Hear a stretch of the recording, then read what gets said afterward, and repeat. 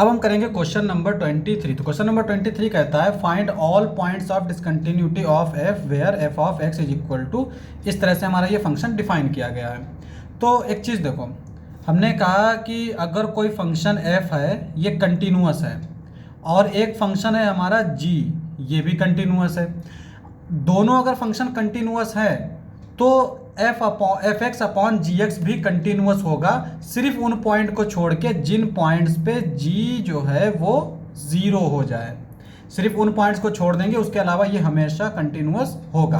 अब यहाँ पे अगर हम देखें तो साइन एक्स ये भी कंटिन्यूअस है, एक्स हमारा ये भी कंटिन्यूअस है, तो साइन एक्स अपॉन एक्स भी कंटिन्यूअस होगा किन पॉइंट को छोड़ के, x जो है जहाँ पे जीरो हो जाए। अब एक चीज़ देखो, यहाँ पे x लेस देन जीरो है, जीरो के इक्वल तो है नहीं, इसका मतलब ये हुआ कि साइन एक्स अपॉन एक्स जो है वो x less than equal to zero के लिए कंटिन्यूअस होगा।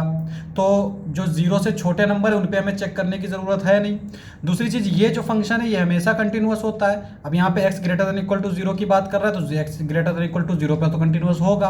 तो इसका मतलब ये हुआ कि इसके पास सिर्फ एक ही पॉइंट है जिस पर ये कंटिन्यूअस हो भी सकता है और नहीं भी हो सकता है। तो पॉइंट ऑफ डिसकंटिन्यूटी जो है वो सिर्फ एक हो सकती है। तो इसको देख लेते हैं, अगर इस पॉइंट पे ये कंटिन्यूअस हुआ तो ये फंक्शन पूरा कंटिन्यूअस हो जाएगा। तो कैसे चेक करते हैं, लिमिट से पहले हम निकालते हैं right hand limit. Right hand limit, limit x tends to zero plus F of X. Zero plus मतलब जीरो से जस्ट बड़ा नंबर, तो limit h tends to zero F of X, यानी ये हो जाएगा, पहले ऐसे ही लिख लेते हैं, x zero plus F of x हो जाएगा x प्लस वन। अब x को रिप्लेस कर देंगे जीरो प्लस h से और लिमिट हो जाएगी h टेंस टू जीरो, तो ये आ जाएगा हमारा वन। लेफ्ट हैंड लिमिट देख लेते हैं, limit x tends to zero minus F of X is equal to limit x tends to zero minus F of X. Zero minus के लिए क्या आएगा, साइन एक्स अपॉन एक्स, तो ये आ गया साइन एक्स अपॉन एक्स। और अगर हम इसमें देखें तो लिमिट रख देंगे k tends to zero, X की जगह पर रख देंगे जीरो माइनस के अपॉन जीरो माइनस के, और ये आ जाएगा हमारा limit k tends to zero.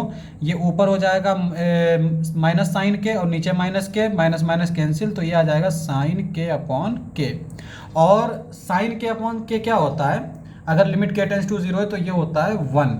ठीक है, तो लेफ्ट हैंड लिमिट और राइट हैंड लिमिट दोनों इक्वल आ गई। इसका मतलब ये हुआ कि लिमिट एग्जिस्ट कर रही है, x tends to zero F of X, ये एग्जिस्ट कर रहा है और ये किसके इक्वल है, वन के इक्वल है। अब हमें चेक करना है एफ ऑफ जीरो, तो एफ ऑफ जीरो क्या आएगा, देखो जीरो पे हमें ये फंक्शन मिल रहा है, इसका मतलब जीरो प्लस वन और ये आ गया वन। तो यहाँ पे हम देख सकते हैं कि limit x tends to zero F of X जो है वो एफ जीरो के इक्वल है।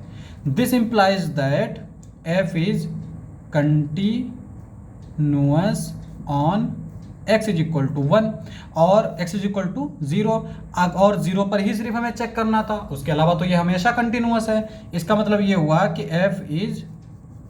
इसका मतलब ये हुआ कि नो पॉइंट ऑफ डिसकंटिन्यूटी,